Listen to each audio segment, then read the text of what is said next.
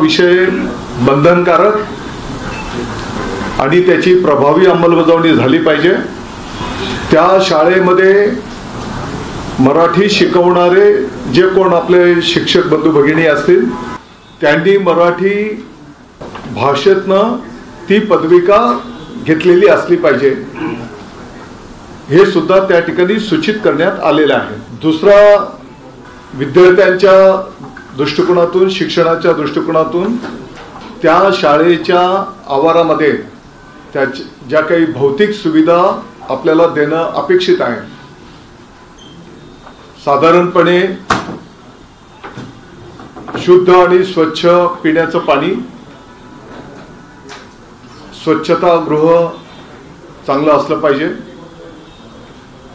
त्या शाळेच्या खोल्या इमारती जिथे दुरुस्त करण्याची आवश्यकता असेल, कुठे नवीन बांधण्याची आवश्यकता असेल, त्याच्यासोबतच मग वाचनालय असेल, प्रयोगशाळा असेल, खेळाचं मैदान असेल, इतरही सुविधा कशा पद्धतीने आपल्याला निर्माण करून देता येतील आणि या सुविधा कोणत्या कोणत्या हेडमधून आपल्याला यासाठी निधी उपलब्ध करून ही कामं पूर्ण करता येतील याचंही नियोजन त्या ठिकाणी करण्यात आलं। आणि मला वाटतं की या संदर्भातला शासन निर्णय 16 एप्रिलला त्या ठिकाणी प्रदर्शित करण्यात आलेला आहे की कोणत्या हेडच्या माध्यमातून कोणती कामं आपण करू शकतो आणि या संपूर्ण भौतिक सुविधा आपण कशा पद्धतीने, मग ते आपली जिल्हा परिषदची शाळा असेल, नगर पंचायत असेल, नगरपालिका असेल, महानगरपालिका असेल, या सर्व शाळांच्यासाठी हे परिपत्रक शासन निर्णय त्या ठिकाणी निर्गमित करण्यात आलेला आहे। शाळेंना भेटी देणं, शालेय शिक्षण मंत्र्याच्या पासून तर आमचे केंद्र प्रमुखांच्या पर्यंत, की जेणेकरून त्या शाळेत गेल्याच्या नंतर तिथले काय अडीअडचणी आहेत, तिथे काय कमतरता आहे, त्याच्यासाठी काय सुधारणा आपल्याला करता येईल। मला वाटतं की फील्डवर गेल्याच्या नंतर आपल्याला प्रत्यक्ष अनेक बाबी कळत असतात आणि म्हणून तो एक कार्यक्रम विभागाच्या वतीने आखण्यात आलेला आहे आणि अनेक शाळांना आमचे राज्यमंत्री महोदय असतील, आमचे सचिव महोदय असतील, आमचे आयुक्त महोदय असतील, वरिष्ठ अधिकारी असतील, त्या ठिकाणी भेटी देऊन त्याच्यामध्ये त्यांच्या अडीअडचणी समजून घेऊन त्याच्यातनं मार्ग काढणं किंवा संबंधित लोकांना ते प्रश्न सोडवण्याच्या संदर्भामध्ये मार्गदर्शन केलं जात आहे। आपण बघितलं असेल की नुकत्याच 10वी आणि 12वीच्या ज्या परीक्षा संपन्न झाल्या त्यामध्ये कॉपीमुक्त परीक्षा अभियान हे त्या ठिकाणी राबवलं गेलं। स्वतः माननीय मुख्यमंत्री महोदय फडणवीस साहेब, माननीय मुख्य सचिव महोदया यांनी संपूर्ण राज्य पातळीवरचे जिल्हाधिकारी असतील, SP असतील, शिक्षण विभागाचे अधिकारी असतील, VC द्वारे संवाद साधून त्यामध्ये जाणीवपूर्वक लक्ष घातलं गेलं। माझा असा दावा नाही की 100% हे अभियान यशस्वी झालं असेल, परंतु संपूर्ण राज्यातनं जर आपण प्रतिक्रिया बघितल्या तर अतिशय सकारात्मक प्रतिक्रिया आपल्याला दिसून येतील आणि याच्या पाठीमागची भावना एवढीच होती की विद्यार्थ्यांनी अभ्यासाकडे वळलं पाहिजे,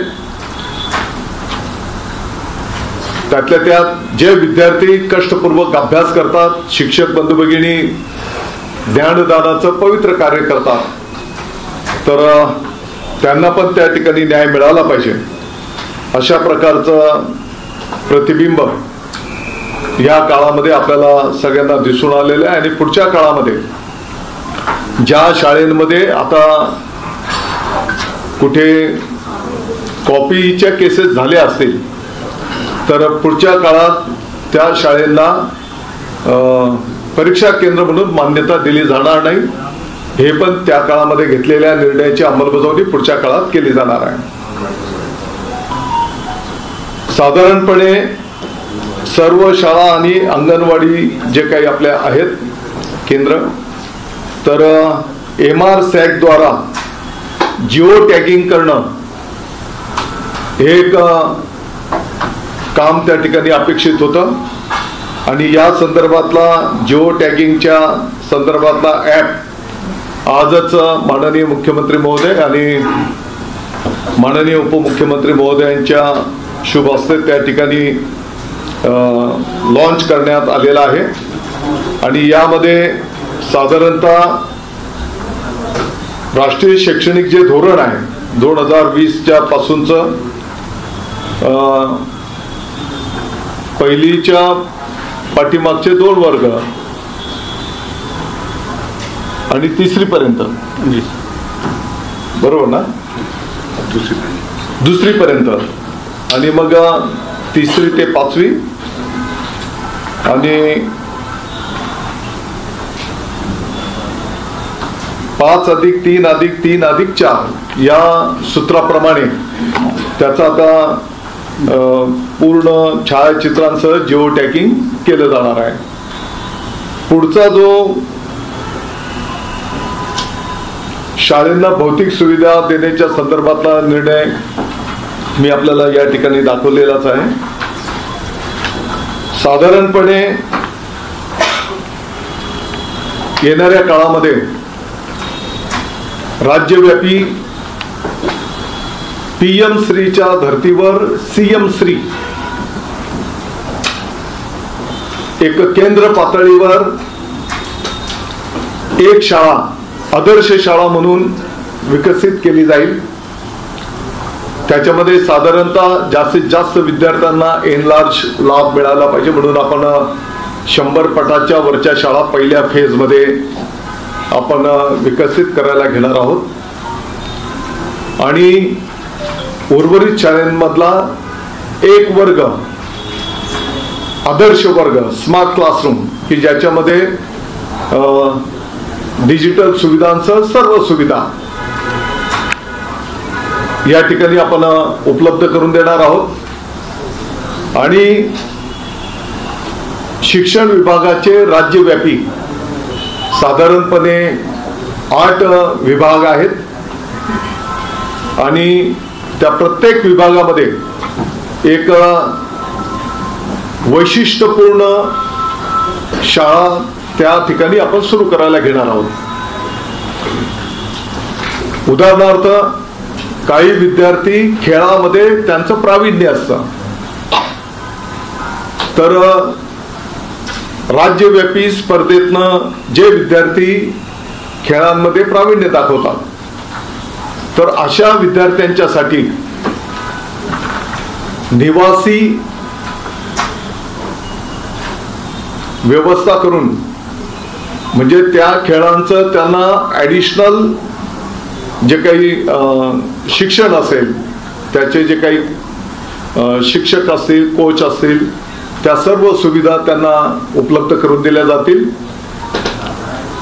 आणि राज्यव्यापी असं कोण खेळामध्ये, कोण कला क्षेत्रातला, आता AI ला पाहतो आहे, तर त्या संदर्भातलं अशा पद्धतीने राज्यव्यापी 8 वेगवेगळ्या पद्धतीचे आनंद गुरुकुल माध्यमातून आपण ह्या निवासी स्पेशालिटी शाळा रेग्युलर शिक्षणाच्या सोबत ॲडिशनल ते स्पेशालिटी शिक्षण देणं, अशा पद्धतीने मार्गक्रमण आपण त्या ठिकाणी करणार आहोत आणि या संदर्भातला अभ्यास करण्याच्यासाठी त्या ठिकाणी शासन निर्णय पण निर्गमित करण्यात आलेला आहे। काही ठिकाणी खाजगी शाळेंच्याही माध्यमातून जसं आपल्या अंगणवाडी बालवाडी आहेत तर खाजगी शाळेंमध्ये पण प्ले ग्रुप जे असतात त्याचंही आजचा ॲप लॉन्च झालेला आहे आणि त्याचं मॅपिंग त्या ठिकाणी केलं जाणार आहे की साधारणपणे त्या ठिकाणी काय सुविधा असल्या पाहिजेत, किती विद्यार्थी आहेत, कारण आज याची कुठेही नोंद नाही आणि म्हणून या संदर्भातला पण ॲप माननीय मुख्यमंत्री महोदय आणि माननीय उपमुख्यमंत्री महोदयांच्या शुभ हस्ते त्या ठिकाणी लॉन्च करण्यात आलेला आहे। पाठीमागच्या काळामध्ये या विषयामध्ये या विभागामध्ये मार्गक्रमण करीत असताना सर्वसाधारणपणे आपल्या शिक्षक बंधू भगिनींच्या ज्या काही संघटना आहेत त्या संघटनांशी एक बैठक आयोजित करण्यात आलेली होती आणि साधारणपणे 65 संघटनांनी त्या चर्चामध्ये सहभाग घेतला। त्यांच्याकडनं अनेक अडीअडचणी, काही चांगल्या सूचना आणि या विभागामध्ये आणखी आपण कशा पद्धतीने चांगलं पुढे नेऊ शकतो अशा चांगल्या बाबी समोर आल्या होत्या। साधारणपणे 4.5 तास आमची ती संवाद बैठक संपन्न झाली होती। त्याच्यातला एक प्रमुख विषय होता की शिक्षक बंधू भगिनींना शिक्षणाच्या व्यतिरिक्त इतर खूप कामं त्यांच्यावर असतात आणि म्हणून ती इतर अशैक्षणिक कामं कशी कमी करता येतील या संदर्भामध्ये एक समिती गठीत करण्यात आलेली होती। तसं तर यापूर्वीच अशैक्षणिक कामांच्या संदर्भामध्ये एक शासन निर्णय निर्गमित करण्यात आलेला आहे आणि त्याच्यामध्ये अशैक्षणिक कामं कोणती, शैक्षणिक कामं कोणती हे स्पष्टपणे नमूद करण्यात आलेलं आहे आणि म्हणून त्या शासन निर्णयाची प्रभावी अंमलबजावणी प्रत्येक विभागामध्ये कशी करता येईल आणि मुख्य सचिवांच्या पातळीवरून प्रत्येक विभागाच्या सचिव महोदयांशी आणि आमच्या विभागा पातळीवरनं पण सर्व मंत्री महोदयांना आम्ही ते विनंती करून जेवढं शक्य आहे, काही कामं तर राष्ट्रीय पातळीवरची असतात ती तर आपल्याला करावीच लागतील, परंतु जी कामं टाळता येतील, दुसरे कोणाला जबाबदारी देता येईल ते पण त्या शासन निर्णयामध्ये स्पष्ट करण्यात आलेलं आहे। तर त्याची प्रभावी अंमलबजावणी कसं होईल त्याकडे पण विभाग लक्ष देणार आहे आणि त्याच्यातलाच एक भाग होता की साधारणपणे आपल्या प्रत्येक शाळेमध्ये 15 समित्या होत्या आणि त्या 15 समित्यांची दर महिन्याला त्या शिक्षक बंधू भगिनींना मग आपल्या मुख्यालयाला ते फॉर्म भरून ती माहिती द्यावी लागायची। काही समित्यांचं त्रिमासिक माहिती असेल, परंतु त्याच्यामध्ये त्यांचा खूप वेळ जायचा आणि म्हणून समितीने जी अशैक्षणिक कामं कमी करणं या संदर्भातली जी काही समिती होती तर त्यांच्या माध्यमातून या 15 प्रकारच्या समित्या आता काही क्लब करून त्यांचं रूपांतर आता 4 समित्यांवर करण्यात आलेलं आहे। त्याचाही शासन निर्णय त्या ठिकाणी 16 एप्रिलला निर्गमित करण्यात आलेला आहे। साधारणपणे याच्यामध्ये जी शालेय शिक्षण समिती राहणार आहे त्याला आणखी बळकटीकरण कसं करता येईल, किंबहुना त्या गावातल्या महिलांचा सहभाग या विषयांमध्ये कसा काय जास्तीचा वाढेल, त्या गावातले डॉक्टर असतील, वकील असतील, इतर क्षेत्रातले जे कोण उच्च शिक्षित असतील कोण उद्योजक असेल त्यांचं पण इन्व्हॉल्वमेंट या समित्यांमध्ये आपण घेतलेलं आहे आणि काम तर आणखी प्रभावी पद्धतीने कसं होईल, फक्त कागदी जे काही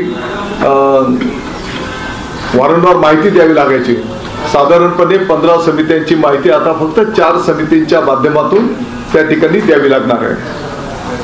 मला वाटतं की आनंद गुरुकुलच्या संदर्भामध्ये मी माहिती आपल्याला दिलेली आहे. याच्यासोबतच पाठीमागच्या काळामध्ये अनेक शिक्षक बंधू भगिनींची अशैक्षणिक कामं कमी करत असताना विद्यार्थ्यांना त्यातल्या त्यात आनंददायी गुणवत्तापूर्ण शिक्षण कसं देता येईल याही संदर्भामध्ये अनेक आमचे शिक्षक बंधू भगिनी असे आहेत की ते समर्पित पद्धतीने काम करतायत. आपल्यालाही अनुभव आहे की अनेक शाळांमध्ये कदाचित पद्धती थोडी वेगवेगळी असेल, परंतु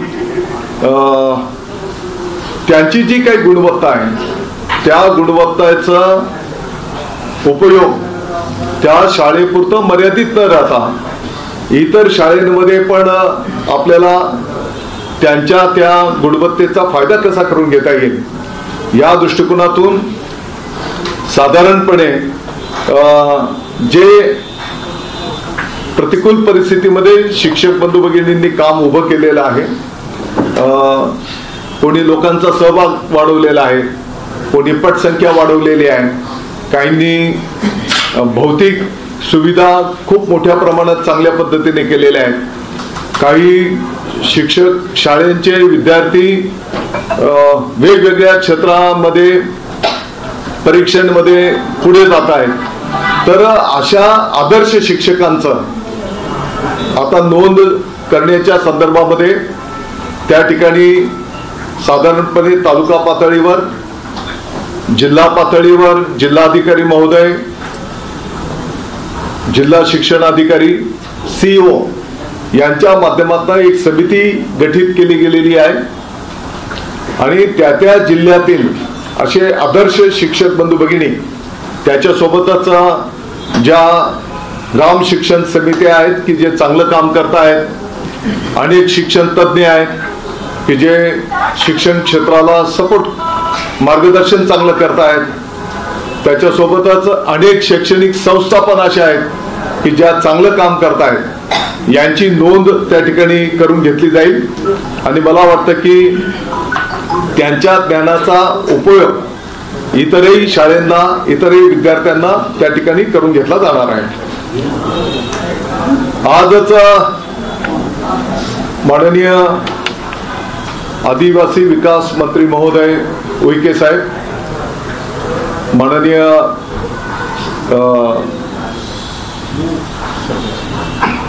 सावे साहेब मंत्री महोदय यांच्या उपस्थितीमध्ये एक बैठक संपन्न झाली.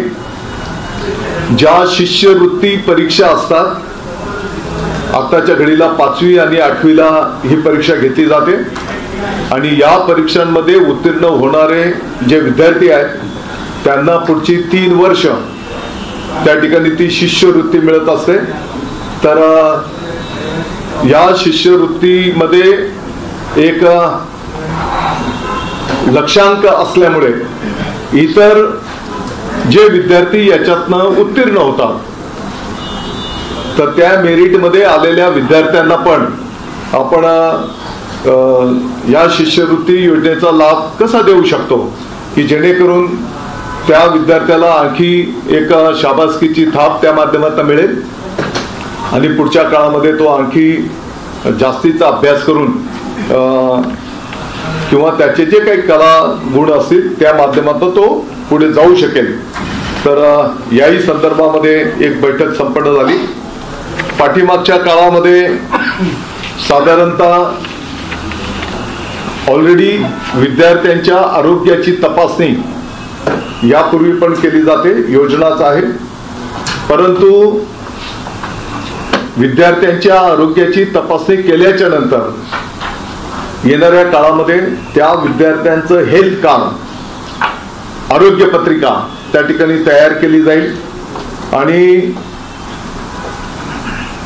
कधी कधी असं होतं की बाबा एखादा लहान मुलगा जन्मताच त्याला हृदयाला छिद्र आहे उदाहरणार्थ, आणि मग पुढच्या शैक्षणिक कालावधीमध्ये ते जर आढळून आलं तर त्या विद्यार्थ्याला अगदी जिल्हा पातळीवर किंबहुना आपल्या मुंबई राजधानीमध्ये पण जे काही मोठे दवाखाने आहेत, हॉस्पिटल आहेत, तिथे उपचार करून त्यांना बरं करून त्यांच्या घरापर्यंत सुखरूप सोडवणं हे सर्व योजनेमध्ये निशुल्क होईल, याची पण अंमलबजावणी त्या ठिकाणी केली जाणार आहे.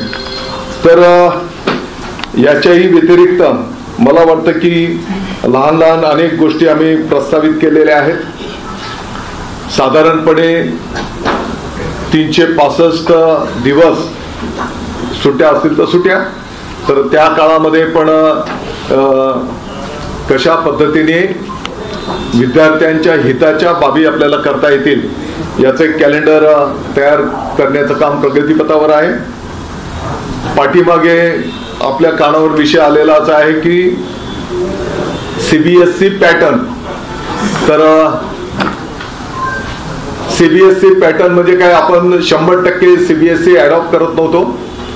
तर CBSEच्या ज्या चांगल्या बाबी आहेत त्या चांगल्या बाबींचा स्वीकार आपल्या शिक्षण पद्धतीमध्ये आपण करणार आहोत. एखादी गोष्ट त्या विद्यार्थ्यांना शिकवताना त्याला लवकर कळेल, तर या पद्धतीने शिकवण्याची जर पद्धत CBSE कडे एखादा चांगला मुद्दा असेल तर तो मुद्दा आपण घेणार आहोत. आपलं मराठी, आपल्या मग बालभारती किंवा विभागाचं पूर्णपणे अधिष्ठान जसं आहे तसं राहील. आपला इतिहास, आपला भूगोल तुम्हाला येणाऱ्या काळामध्ये दिसून येईल की पहिलेपेक्षा आणखी व्यापक स्वरूपात आपल्या राज्याचा इतिहास विद्यार्थ्यांच्या पर्यंत, भूगोल मोठ्या प्रमाणात त्या ठिकाणी विद्यार्थ्यांच्या पर्यंत जाताना तुम्हाला दिसून येईल.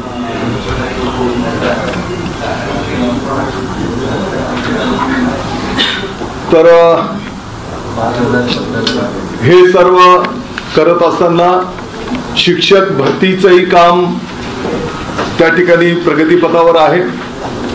साधारणतः आतापर्यंत 10,500 शिक्षकांची मागणी शासकीय आणि संस्थेचे पण अनुदानित पण यांच्या माध्यमातून पोर्टलवर, पवित्र पोर्टलवर त्या ठिकाणी आलेली आहे. आणि येणाऱ्या काही दिवसांमध्ये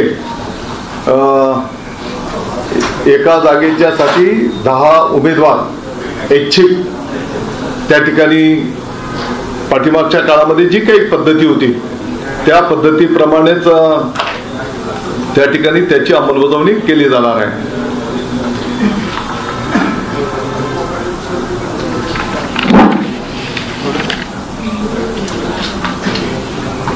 जे शिक्षक बांधव, जसं मी बोललो, काही अधिकारी, त्याच्यासोबतच ग्राम शिक्षण समित्या, काही चांगल्या संस्था आहेत, काही शिक्षण तज्ञ आहेत.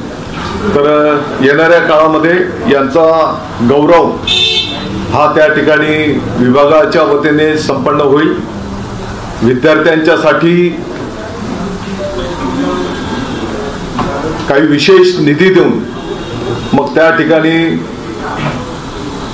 अटल क्रीडा स्पर्धा, त्याच्यासोबतच माननीय बाळासाहेब ठाकरे कला स्पर्धा, की जेणेकरून वर्षभरातून क्रीडा स्पर्धा त्या गाव पातळीपासून तर राज्य पातळीपर्यंत संपन्न होतील. त्याचप्रमाणे कला स्पर्धेचं पण नियोजन केलं जाईल. त्याच्यासोबतच आम्ही जे आमचे शिक्षक बंधू भगिनी आहेत यांच्यासाठी पण या स्पर्धा आयोजित करण्याचं त्या ठिकाणी नियोजन करायला घेतो आहोत. आणि या स्पर्धेमध्ये राज्यव्यापी जे येतील विद्यार्थी त्या विद्यार्थ्यांना अधिकचे गुण देण्याचाही निर्णय विभाग त्या ठिकाणी करतो आहे. इतर लहान लहान गोष्टी अनेक आहेत. जसा संधी उपलब्ध होईल तर त्यावेळेस त्या बाबी तुमच्या समोर ठेवल्या जातील. दादा पण तो महत्त्वाचा प्रश्न एकच आहे, हिंदी भाषा आणि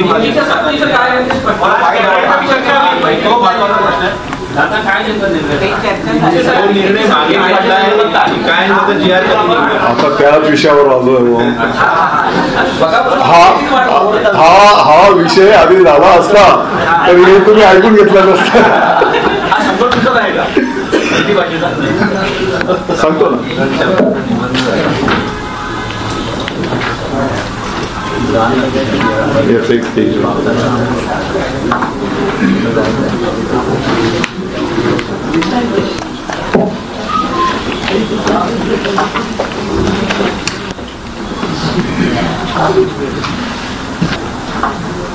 पहिली गोष्ट तर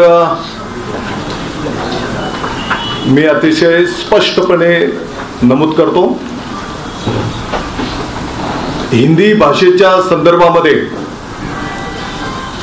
केंद्राकडून काही थोपवलं जात आहे अशी जी काही ठिकाणी चर्चा होते, तर असा कुठलाही भाग त्या ठिकाणी नाही.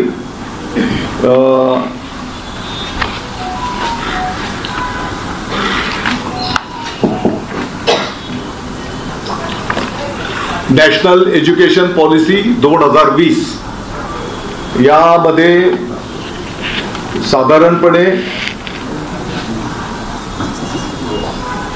स्पष्टपणे भाषेच्या संदर्भामधला जो काही पॅरा आहे 4.13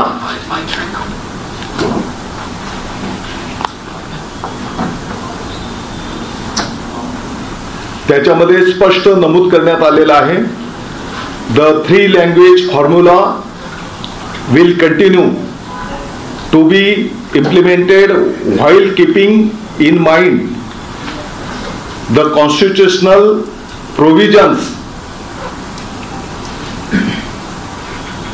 aspirations of the people, region and the union, and the need to promote multilingualism as well as promote national unity.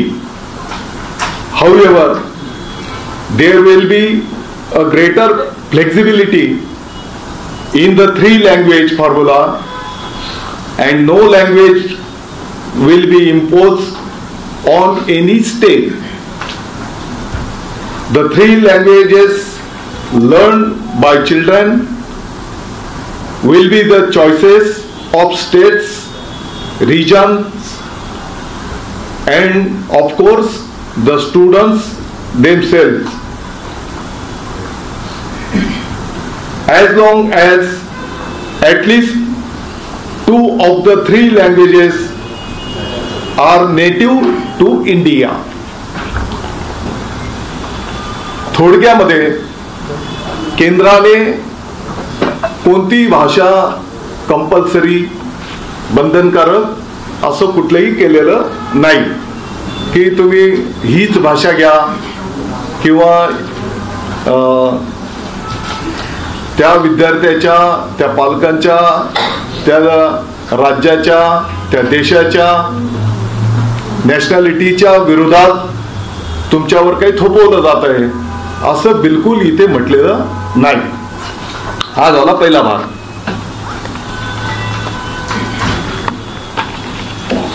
आता हे 2020 शैक्षणिक धोरण आहे. साधारणपणे आता आपल्या राज्याचा जिथपर्यंत विषय आहे तर 9 सप्टेंबर 2024 म्हणजे 3 भाषांपैकी 2 भाषा तर तुमच्या देशाशी संबंधित अभिमानास्पद असल्या पाहिजेत. आपलं रिजन, स्वातंत्र्य, संस्कृती हे सर्व तुम्ही राज्याने ठरवायचं आहे, हे सगळं याच्यात लिहिलेलं आहे. तर साधारणपणे 9 सप्टेंबर 2024ला राज्य सुकाणू समितीच्या बैठकीमध्ये तृतीय भाषा हिंदी म्हणून समावेश करण्याचा निर्णय झाला. मी आपल्याला सुरुवात करताना सांगितलं की आपल्या राज्याचे गरजा महाराष्ट्र माझा या राज्यगीताची प्रभावी अंमलबजावणी सर्व माध्यमांच्या शाळेमध्ये राष्ट्रगीताच्या नंतर 2 क्रमांकाला सर्व माध्यमांच्या शाळेमध्ये मराठी हा विषय अनिवार्य, बंधनकारक आणि त्याची प्रभावी अंमलबजावणी, हे निर्णय ऑलरेडी झालेले आहेत आणि त्याची प्रभावी अंमलबजावणी कशी केली जाईल हे तुम्हाला सुरुवातीलाच माहिती देताना मी सांगितलेलं आहे. आता हा जो काही मराठी आणि इंग्रजी माध्यमांच्या व्यतिरिक्त इतर माध्यमांच्या ज्या शाळा आहेत, मग बंगाली असेल, उर्दू असेल, हिंदी असेल, ज्या काही 7-8-10 माध्यमांच्या इतर माध्यमांच्या ज्या काही शाळा असतात, आत्ताच्या घडीला काही वर्षांच्या पासून या शाळेंमध्ये म्हणजे त्यांची ज्या भाषेची शाळा आहे त्याला ते प्राधान्य क्रमांक 1 देतात. दुसरा प्राधान्यक्रम मराठी ही भाषा आपण बंधनकारक केलेली आहे आणि तिसरा विषय मग ते शाळा इंग्रजी किंवा ते निवडतात. अशा मराठी आणि इंग्रजीच्या व्यतिरिक्त या सर्व शाळांमध्ये त्रिभाषिक विद्यार्थ्यांना शिक्षण दिलं जात आहे. हा विषय तर त्यातल्या त्यात आपल्या सुकाणू समितीने हे त्रिभाषिक वर जात असताना मराठी तर आपला मानबिंदू आहे आणि त्यांच्यासाठी जे काही तासिका शिकवण्याच्या असतील त्याच्यामध्ये कुठेही कात्री लागणार नाही, कुठेही कमी त्याच्यामध्ये केलं जाणार नाही. पाठीमागच्या काळापासून इंग्रजी आपण स्वीकारलेलं आहे आणि म्हणून आता हिंदी पण का, तर याचं तुम्हाला आणखी पुढे सविस्तर माहिती देतो. मग तिसरी भाषा त्यातल्या त्यात आपल्या विद्यार्थ्यांना सोप्या पद्धतीने शिकायला होईल. आपण जर बघितलं मराठी आणि हिंदीची देवनागरी लिपी बऱ्यापैकी त्याच्यामध्ये साम्य आहे. जे आपले शिक्षक बंधू भगिनी आहेत त्यांना हिंदी शिकवणं विद्यार्थ्यांना हा पण काही फार मोठा म्हणजे अवघड विषय नाही, किंबहुना त्यांनी ऑलरेडी शिक्षण त्याचं घेतलेलंच आहे. आणि म्हणून आत्ताच्या घडीला जो काही शासन निर्णय आपला निर्गमित झाला त्याच्यामध्ये 16 एप्रिल 2025चा तर साधारणपणे मराठी हा तर आपला मानबिंदू आहे. मी परत रिपीट करतो की त्याचं कुठलंही एक तासिका पण कमी होणार नाही. तो पूर्ण विषय जसं आपण मराठी इंग्रजी माध्यमांमध्ये आणि इतरही माध्यमांमध्ये बंधनकारक ऑलरेडी केलेलाच आहे, तर त्याला प्रथम क्रमांक प्राधान्य तर असणारच आहे. 2 क्रमांकाला इंग्रजी आपण स्वीकारलेलं आहे, यापूर्वी स्वीकारलेलं आहे. आणि मग 3 क्रमांकाला हिंदी हे तृतीय भाषा म्हणून आपण या शासन निर्णयाप्रमाणे स्वीकारलं. ही वस्तुस्थिती आहे, ते काही आम्ही नाकारत नाही. आणि म्हणून मला वाटतं की या हिंदीचा फायदा म्हणजे विद्यार्थ्यांना शिकवणं हे शिक्षकांना पण सोपं होईल, त्याच्यासोबतच विद्यार्थ्यांना पण जसं माध्यम असतात कानावर हिंदी भाषिक शब्द दैनंदिन जीवनामध्ये पडतच असतात, किंबहुना परिसरामध्ये पण कुठे संवाद साधताना हिंदी कानावर येत असते आणि म्हणून विद्यार्थ्यांना पण हिंदी शिकायला त्यातल्या त्यात सोपं जाईल आणि म्हणून या ठिकाणी आपण हिंदीचा त्या ठिकाणी विचार करण्यात आलेला आहे।